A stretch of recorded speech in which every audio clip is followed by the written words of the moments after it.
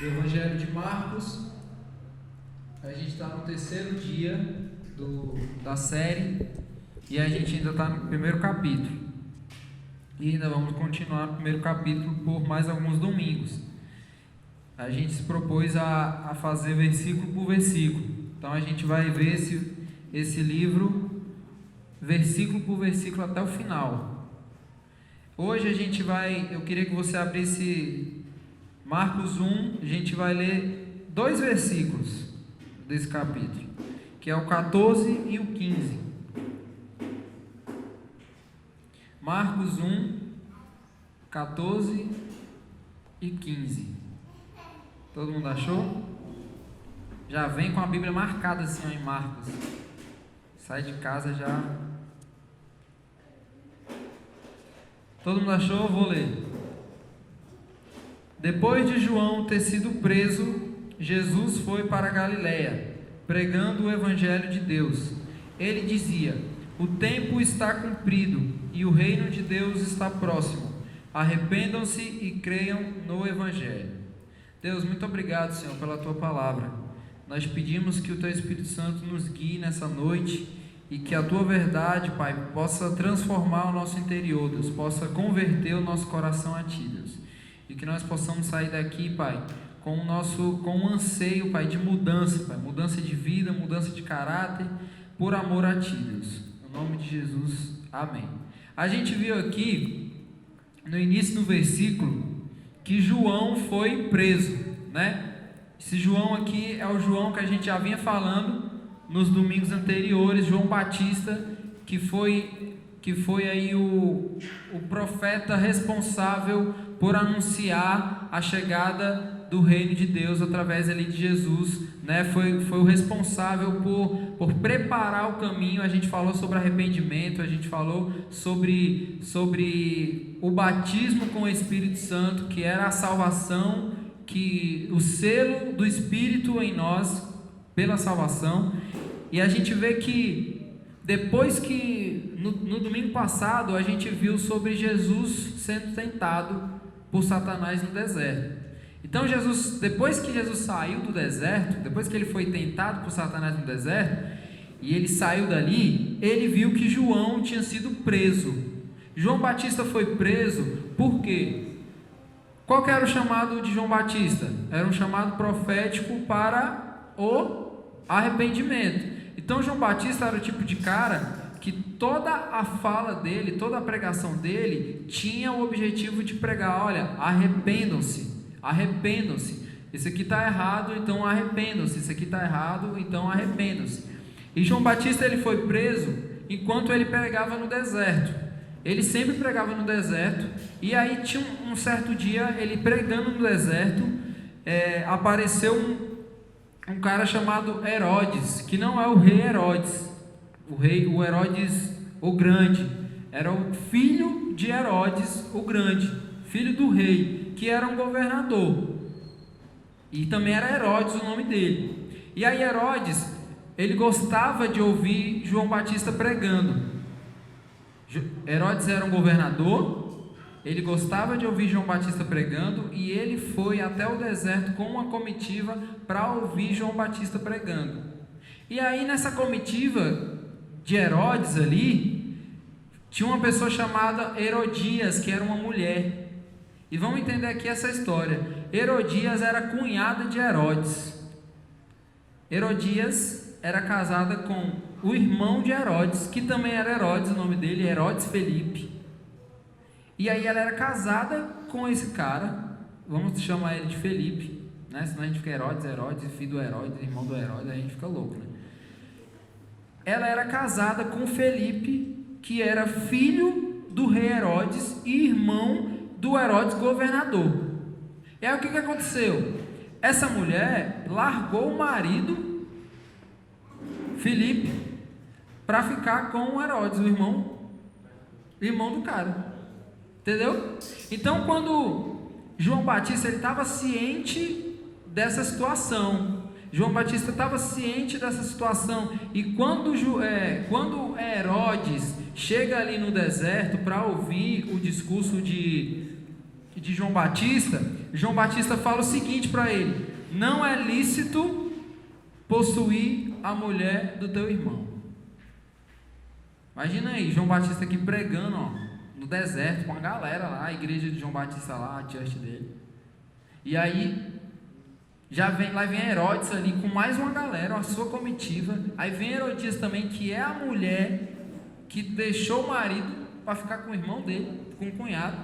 E aí quando João Batista vê aquele pessoal vindo, e Herodes ali, muito provável por ser um governador, sendo levado como um rei, né? Lá pelos braços, aquela coisa toda que a gente conhece, né? Quando João Batista viu aquilo ali, João Batista na frente de todo mundo falou: não é lícito possuir a mulher do teu irmão. Essa fala de João Batista é uma fala das Escrituras.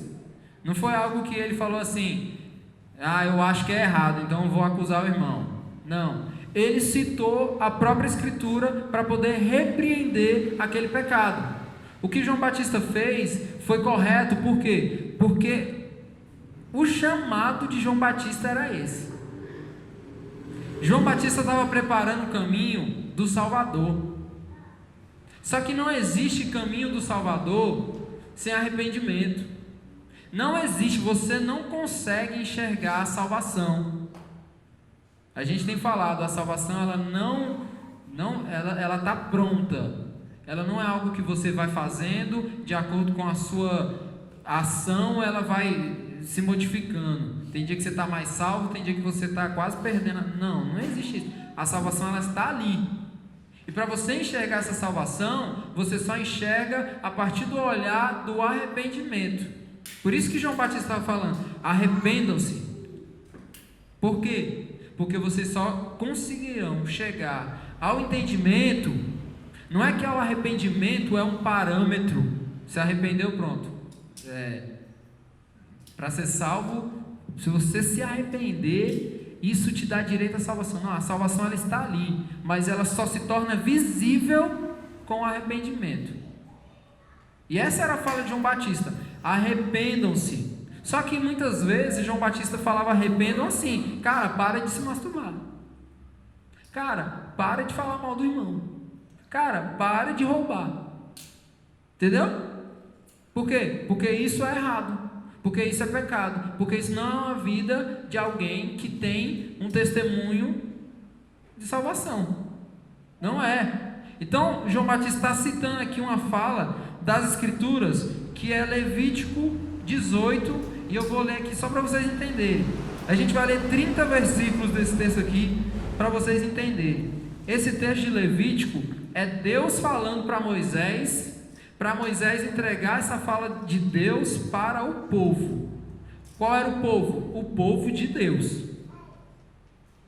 Que fique claro, a fala de Deus aqui para Moisés é para Moisés entregar aquilo que Deus falou para o povo de Deus, o Israel de Deus.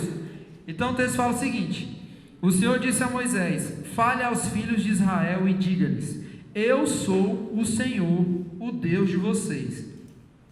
Não façam como se faz na terra do Egito, onde vocês moraram, nem faça como se faz na terra de Canaã, para onde eu estou levando. Não andem segundo os estatutos desses povos.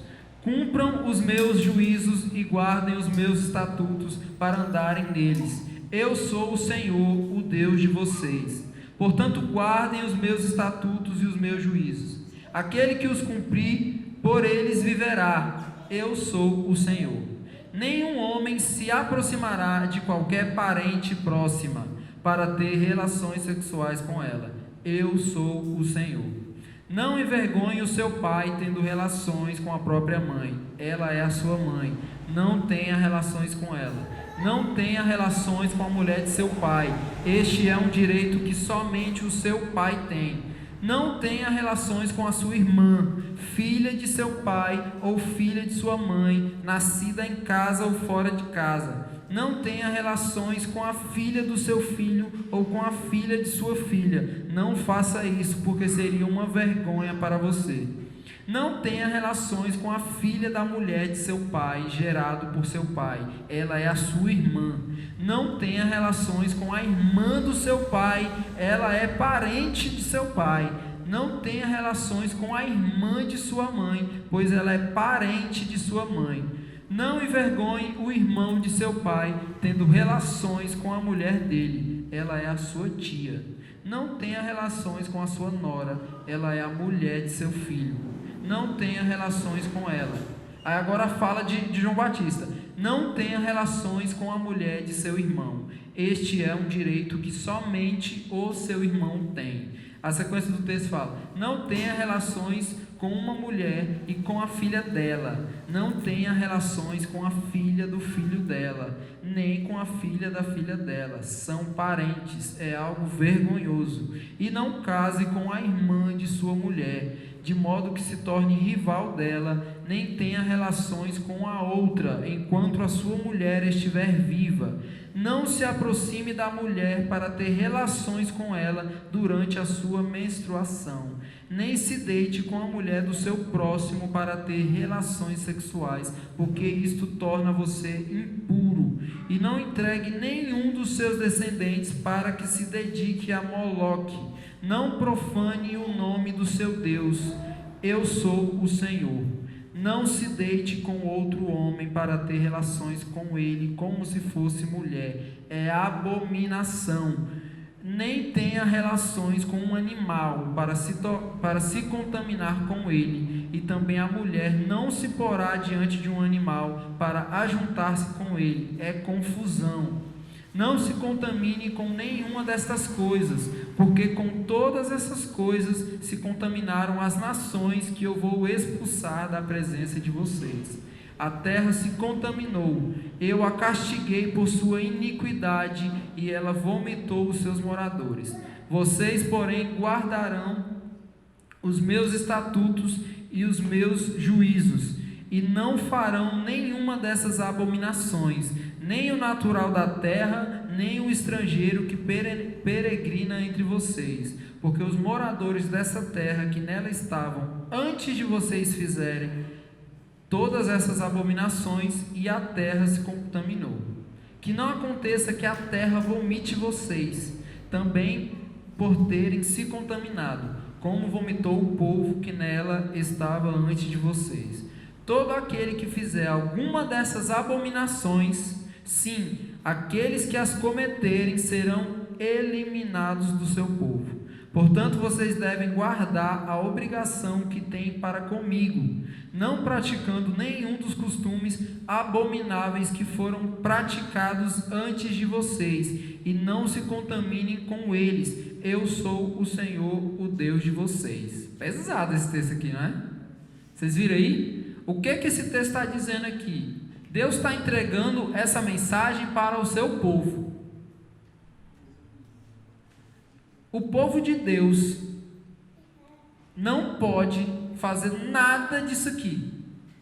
Se a gente diz que é cristão e faz qualquer uma dessas coisas aqui, que o texto falou, o texto está dizendo que isso é abominável. É abominável. E o texto está falando que isso é para nós. Eu, você, que abrimos a nossa boca falando que somos cristãos. Esse texto é para nós. Quem está lá fora, vivendo tudo isso daí, é uma outra coisa.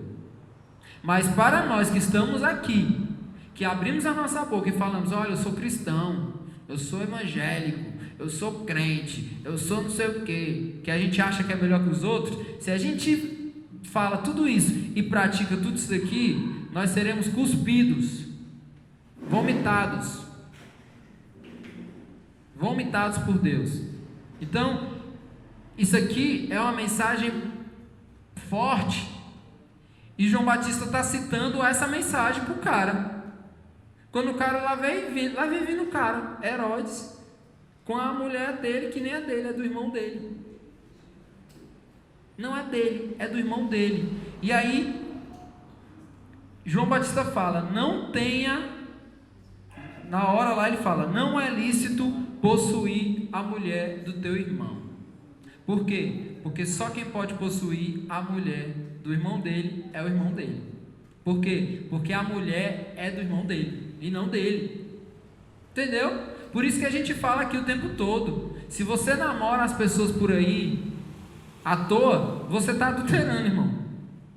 Sabia? Por quê? Porque você está possuindo alguém que não é seu, uma pessoa que não pertence a você, que é de uma outra pessoa. Isso aqui, gente, é forte. A gente precisa entender isso de verdade. Não se trata de ser espiritual, de ser, mas eu não penso assim. E dane-se o que você pensa. A gente se prende ao que a palavra fala. E a palavra fala que se você olha para a irmã que não é sua, e você está desejando, você está pecando. Por quê? Porque você está desejando um produto ali. Desculpa, gente, não é produto não. Você está desejando algo que não é seu. Vice-versa. Entendeu? Então João Batista já falou: olha, cara, não é lícito que você possua essa mulher, porque essa mulher é mulher do seu irmão, e só ele pode possuir. Aí o que aconteceu? Herodias, que era essa mulher, ela era uma mulher brava. Ela era brava. E aí quando ela viu aquilo ali, ela se irritou e falou assim: tem que matar esse cara. Vai matar. Só que João Batista já vinha pregando no deserto ali, muita gente estava se convertendo. João Batista conseguiu uma aceitação popular assim, muito grande. Tipo, o cara podia não se arrepender, mas ele falava assim: não, aquele cara que prega lá no deserto, ele é firmeza. O cara é massa mesmo. Eu ainda estou aí no caminho aí, não me arrependi não, mas o cara é firmeza. Então ele tinha uma aceitação popular ali, na época. Então quando a mulher propõe a morte dele, Herodes, que era o governador, que ele já tem um olhar diferente, né? Ele já não pode mais olhar como um prostituto, ele já não pode mais olhar como um adúltero, ele está olhando ali como governador. Tipo assim, eu tenho que fazer aqui o que o povo pede, né? O olhar político ali do cara. Eu não posso matar o cara, porque se eu matar o cara, meu irmão, a galera vai cair para cima de mim. E aí o que foi que ele propôs? Prendeu João Batista. Por que João Batista foi preso? Porque pregou a verdade. João Batista foi preso simplesmente porque pregou a verdade. Dentro disso que a gente está vendo aqui, eu anotei 2 pontos aqui de reflexão sobre isso que a gente leu. A pregação do Evangelho tem compromisso com a verdade. É ou não é? João Batista fez aquilo porque ele tinha compromisso com quem? Com a verdade, com o Evangelho de Cristo. A pregação do Evangelho tem compromisso com a verdade acima de tudo. Mas eles vão me matar, mano, não posso falar isso não. Eles vão me prender. Quem já se viu no meio do deserto, lá vem um cara, o bichão, com a galera, e eu vou acusar o cara assim, falar e tal. Cara, o compromisso da verdade acima de tudo. O compromisso da verdade do Evangelho acima de tudo. E essa verdade que é a verdade contida nas Escrituras. Lembra que a gente fala aqui? Quando você tiver algo para falar do seu irmão, para exortar o seu irmão, se você acha que o seu irmão pecou contra você ou contra alguém, use a Bíblia para ensiná-lo. Não chegue e fale assim: você está errado, porque não sei o que. Fala por fala. Use a palavra. Olha, cara, a Bíblia fala que assim, assim, assim. Então, eu acho que você está errado, cara. Se arrepende, peça perdão, viva uma vida decente. É ou não é? Foi o que João Batista fez. Ele usou a Escritura. Ele citou um texto da Escritura para falar que aquela galera, o cara estava errado. Então, independente de qualquer consequência que isso possa trazer, a verdade do Evangelho acima de tudo. Nós vivemos em um tempo onde nós estamos sendo privados da verdade. É ou não é? Nós estamos sendo privados, o cristão está sendo privado da verdade. Tipo assim, isso aí é a verdade para você, para mim não é. Né? E aí o nosso erro é o quê? A gente quer convencer o cara, só que a gente não convence, porque quem convence é o Espírito. Nós temos que falar a verdade, pregar o Evangelho. Quem vai converter? O Espírito Santo. Aí já é responsabilidade dele, não é nossa. A nossa responsabilidade é falar, cara, se arrependa.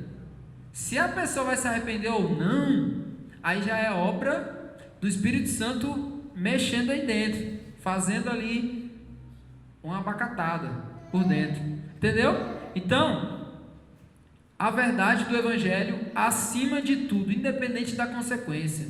Ah, mas é porque vamos chamar de não sei o que, vamos chamar de não sei o que, cara. E daí? A Bíblia ela vai dizer que no mundo a gente realmente seria perseguido. Ah, mas tá difícil ser cristão. Nunca foi fácil. Quem foi que disse que é fácil? Onde foi que você viu que ia ser mó limpeza? Ah, é de boa e tal, não sei o quê. É perseguição, é morte, entendeu? Se você está sendo perseguido, parabéns, você está sendo um cristão, um autêntico cristão. Se você não está sendo perseguido, reveja o seu cristianismo. Reveja. Se a opinião que você tem, se o fundamento que você tem do Evangelho não traz perseguição, não gera conflito, isso quer dizer que nada difere o nosso Evangelho do senso comum. O que as pessoas acham sobre Jesus? Ah, eu acho que Jesus é assim. Ah, mas para mim ele é assim. Cara, Jesus é Cristo.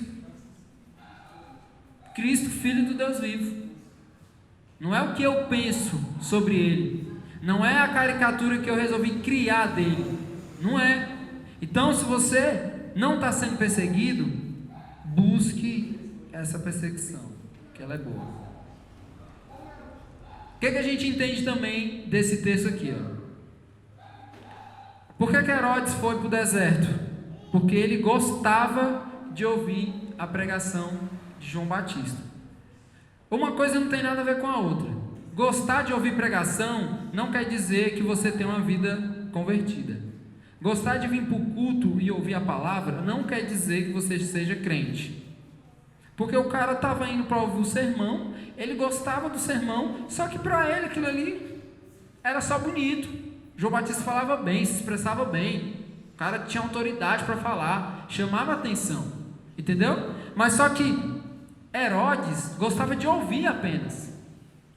Herodes ouvia, mas não tinha preocupação nenhuma de ter uma vida transformada, de se arrepender dos pecados. E é exatamente isso que muitas vezes acontece com a nossa vida. A gente gosta de vir para o culto, gosta de ouvir a palavra, mas a gente não tem compromisso nenhum com essa verdade. Tipo assim, a Bíblia fala que eu não posso fazer tal coisa, mas eu não estou nem aí. É como se fosse exatamente isso. Entendeu? É como se fosse exatamente isso. Tiago vai falar que nós precisamos ser praticantes da palavra e não só ouvintes. Por quê? Porque o ouvinte, ele é comparado a um cara que se coloca na frente do espelho e que olha ali a sua face e que depois, quando ele sai, ele não lembra mais do que viu. Por quê? Porque ele está se contemplando. Quando você ouve a palavra, mas não pratica, você está se contemplando. Você está se elevando.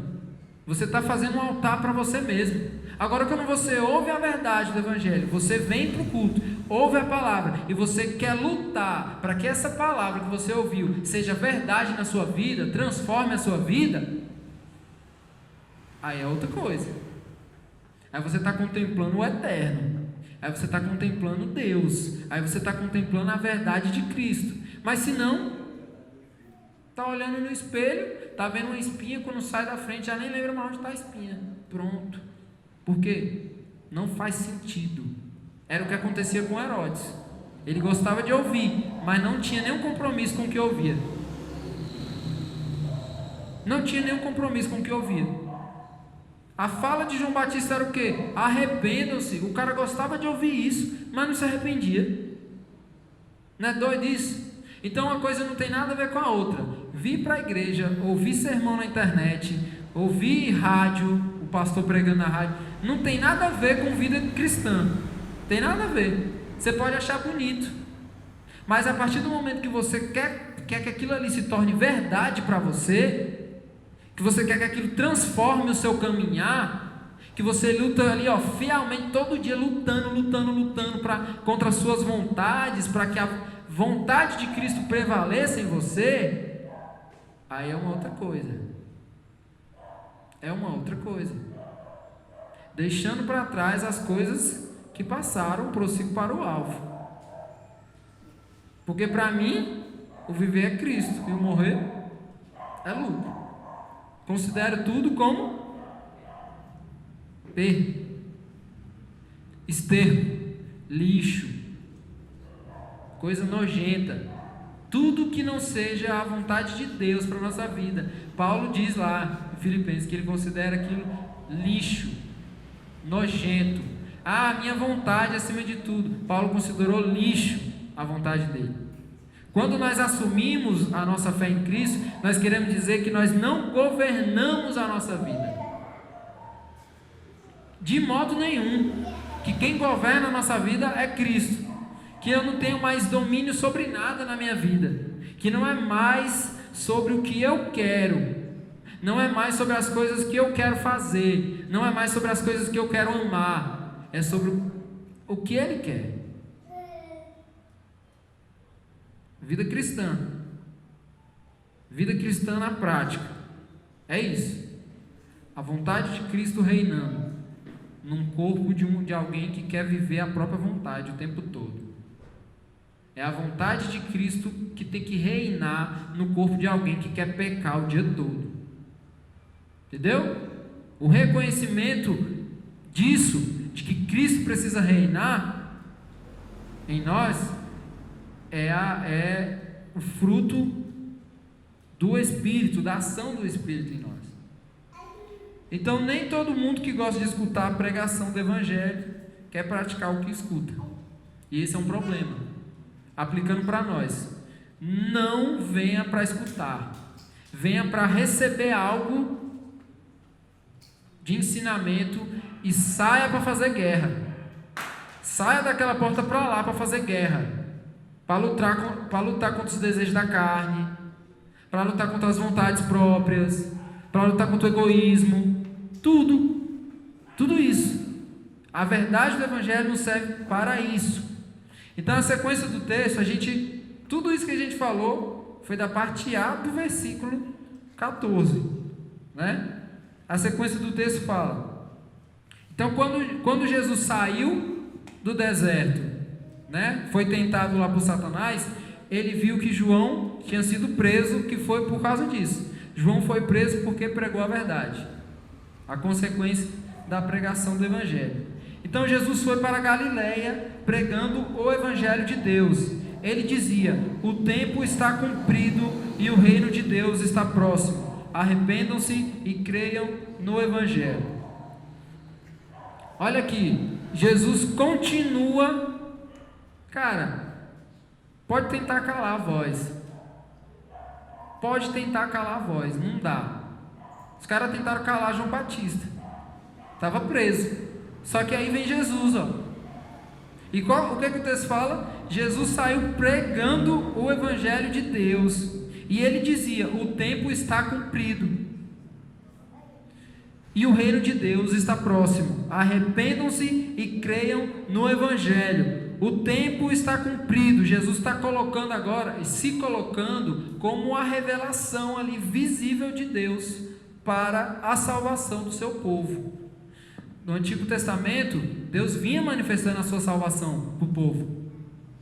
Só que quando chega Jesus, agora é a manifestação visível, a revelação visível da salvação. O tempo está cumprido. O que é isso? Jesus está ali. O tempo está cumprido. Chegou a revelação. A perfeita revelação de Deus, Jesus ali. Que nele ali, a salvação. Então, o tempo está cumprido e o reino de Deus está próximo, falando do estado final dos acontecimentos. Jesus falando que o reino de Deus, o final de todas as coisas, estava próximo, onde o reinado de Deus seria reconhecido universalmente. Quando Jesus voltar, ele vai reinar.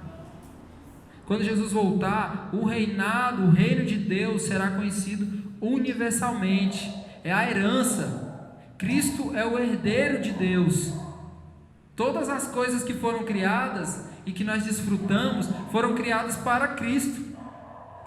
Por Ele, nele, para Ele são todas as coisas. No final de tudo, Ele vai pegar a herança, que é o quê? Todas as coisas que foram criadas para a sua própria glória. O herdeiro ali, vem cá, minha herança. Então o reino de Deus está próximo, apontando para o final de todas as coisas. Arrependam-se e creiam no Evangelho. Jesus está o quê? Exigindo arrependimento e fé no Evangelho, para que eles consigam ver agora que o tempo cumprido é o quê? Jesus, a revelação ali. E quando você se arrepende e crê no Evangelho, você está realmente vendo agora. Olha a profundidade. Jesus está ali, cumprindo. O tempo está cumprido. O que que significa? Eu estou aqui. A salvação está em mim. Jesus falando. O reino de Deus está próximo. O reino de Deus está próximo. Portanto, se arrependam e creiam no Evangelho. Arrependam-se, para que as escamas dos olhos caiam e vocês enxerguem a salvação, que é Cristo. Se a gente não se arrepender, a gente não vai saber nenhuma parte de quem Cristo é. A única coisa que a gente vai saber é que Jesus, a imagem que a gente vai ter, uma cruz e um cara lá. Pronto. Tudo que você sabe sobre Jesus. E que você nem sabe por quê, né? Porque afinal de contas, um império massacrou um homem, né? O nosso pensamento, ele é muito mais humano do que entendendo o plano de Deus. Nossa, que dó, velho. Que dó de Jesus ali sendo esmagado, sendo moído. A gente vai cear hoje, né? O pão sendo esmagado ali. O pão, Cristo sendo esmagado, entendeu? Mas aquilo ali era plano eterno de Deus. Para quê? Para que através do nosso arrependimento a gente pudesse enxergá-lo como Salvador. Só que a gente só pode enxergar a salvação que está pronta para nós com arrependimento. Somente com arrependimento. E essa era a pregação de Jesus. Essa era a pregação de João Batista. Essa era a pregação de Jesus. O reino está próximo. Arrependam-se para poder enxergar esse reino próximo. Amém? Baixe sua cabeça.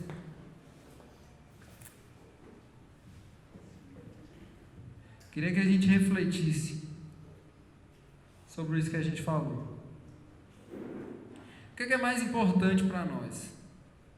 Se enquadrar em uma forma de pensar e ter a aceitação da sociedade, ou se posicionar e se submeter à vontade de Deus? O que é mais importante para nós? Que as pessoas lá fora nos tenham como amigos, que vejam em nós um evangelho legal, aceitável, que desce sem precisar de água, ou que vejam em nós o resplandecer de um evangelho que não desce goela abaixo, sem água. Porque não é fácil, porque não é simples. O que é mais importante para nós? Ser bem visto por compactuar com o pensamento e as práticas gerais, ou ser perseguido por resguardar os valores do evangelho? O que é mais importante para nós? O que é mais importante para nós? Na faculdade, ser amigo de todos, compactuar com o pensamento de todos e negar Cristo, negar as verdades de Cristo. O que é mais importante? E o que é mais desafiador para nós? Abandonar o pecado ou amar a Deus? O que é mais desafiador? O que é mais difícil para você? Abandonar o pecado ou amar a Deus? Lembrando que Quem não abandona o pecado não pode amar a Deus. Quem não abandona o pecado não pode vê-lo, não pode entendê-lo. O que é mais importante para você? Reflita sobre isso e faça sua oração.